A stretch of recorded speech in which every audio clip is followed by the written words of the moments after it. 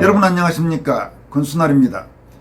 윤석열 대통령이 조만간 일부 장관급 인사와 대규모 차관급 인사를 단행할 것으로 보입니다. 장관급인 방송통신위원장에는 동아일보 기자 출신으로 이명박 정부에서 청와대 홍보수석을 지낸 이동관 대통령실 대외협력특보가 사실상 내정돼 이번에 정식 지명 발표가 이루어질 것이 확실시됩니다. 또 내년 총선 출마를 위해 당으로 돌아가길 강력히 희망해온 권영세 통일부 장관도 이번에 교체되고 차관들은 대폭 바뀔 것으로 예상됩니다. 윤 대통령은 우선 그동안 미뤄온 이동관 방통위원장 지명을 이르면 이번 주 중 발표할 것으로 알려졌습니다. 대통령실은 지난 23일 법원이 한상혁 전 방통위원장이 제기한 면직 처분 집행정지 신청을 기각하면서 이른바 한상혁 리스크가 완전히 해소됐다고 보고 있습니다. 차기 방통위원장 후보자 지명이 가처분 신청에 구속받는 사안은 아니지만 법원의 기각 결정으로 한상혁의 거취가 최종적으로 정리됐다고 판단하고 있는 것입니다. 대통령실 관계자는 방통위원장은 국회 인사청문회를 거쳐야 하는 직위이기 때문에 마냥 시간을 끌 수는 없다면서 조만간 지명 절차를 밟게 될 것이라고 말했습니다. 신임 방통위원장에 사실상 내정된 이동관 특보는 서울 출신으로 1957년생입니다. 서울 신일고와 서울대 정치학과를 졸업했고 동아일보 도쿄특파원과 정치부장, 논설위원을 지낸 뒤 2007년 대선을 앞두고 이명박 후보 캠프에 합류해 이명박 정부에서 청와대 홍보수석을 지낸 인물입니다. 통일부 장관도 교체될 것으로 보입니다. 국민의힘 소속 사선 의원으로 현재 서울 용산이 지역구인 권영세 통일장관은 내년 총선을 앞두고 국회 복귀를 여러 차례에 걸쳐서 강하게 피력한 것으로 알려지고 있습니다.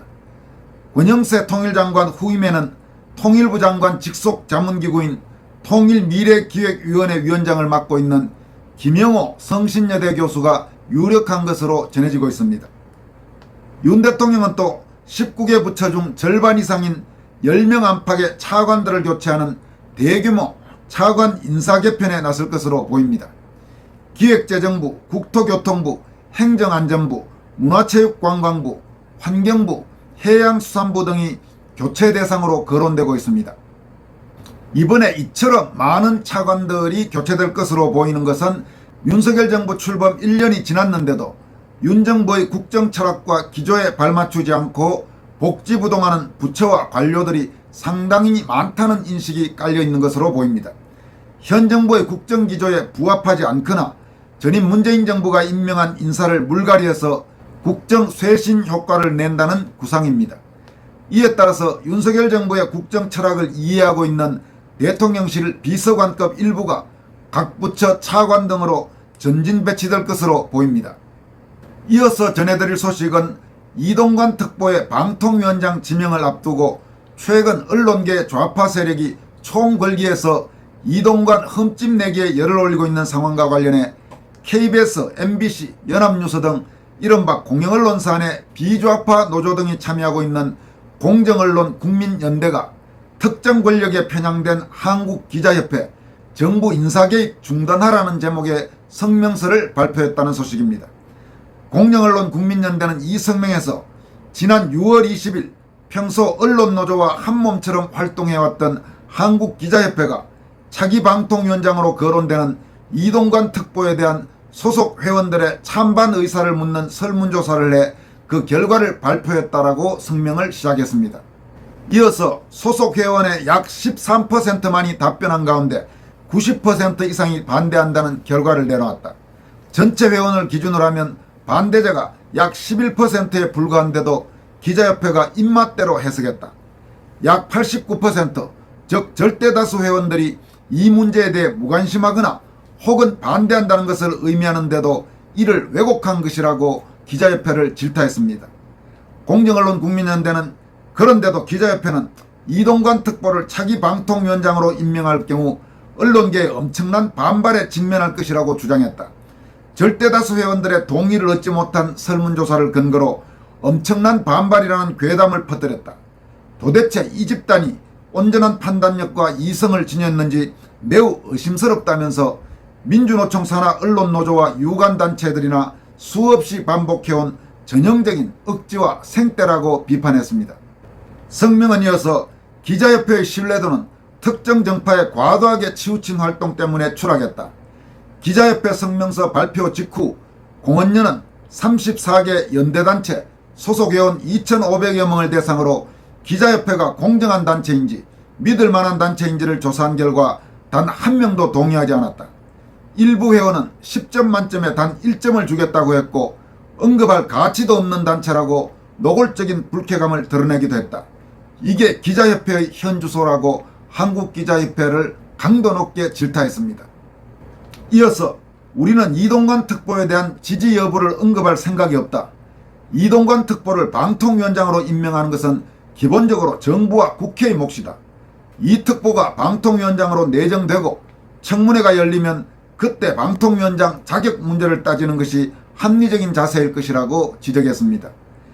이와 함께 원칙적으로 언론단체가 이동관 특보의 적격성 여부를 검증하는 데는 이견이 없다.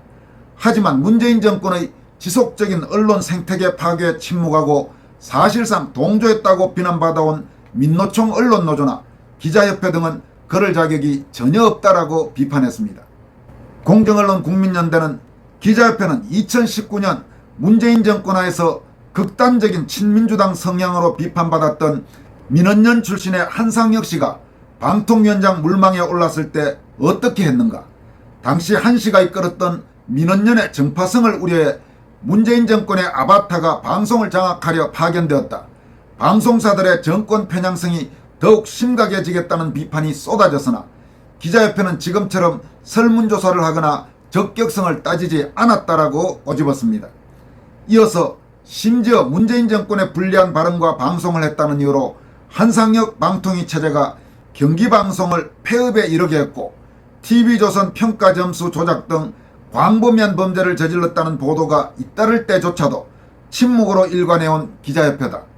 기자협회는 대법원에서 허위방송으로 결론난 광우병 보도와 관련해 2008년 연말에 MBC PD수첩 제작진에게 특별상을 주었다.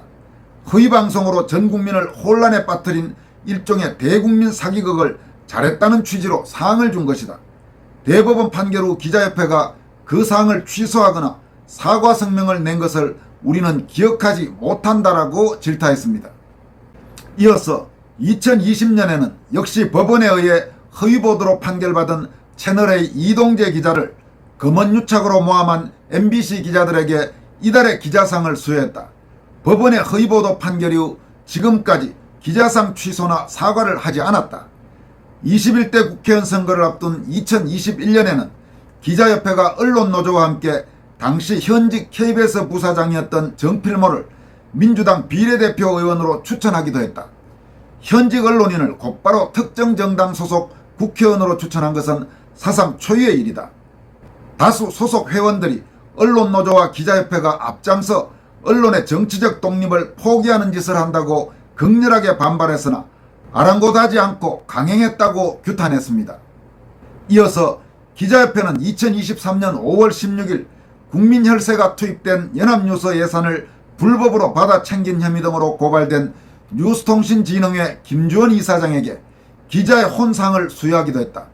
노무현재단 운영위원 출신의 김주원은 전형적인 폴리널리스트로 특정 정치 성향과 과도한 음주, 부적절한 은행으로 잦은 구설에 올라 기자들이 반면교사로 삼아야 마땅한데도 기자협회는 모범인물로 둔갑시켜 놓았다면서 기자협회의 정치 편향적이고 파렴치한 형태를 열거하자면 끝이 없을 지경이다.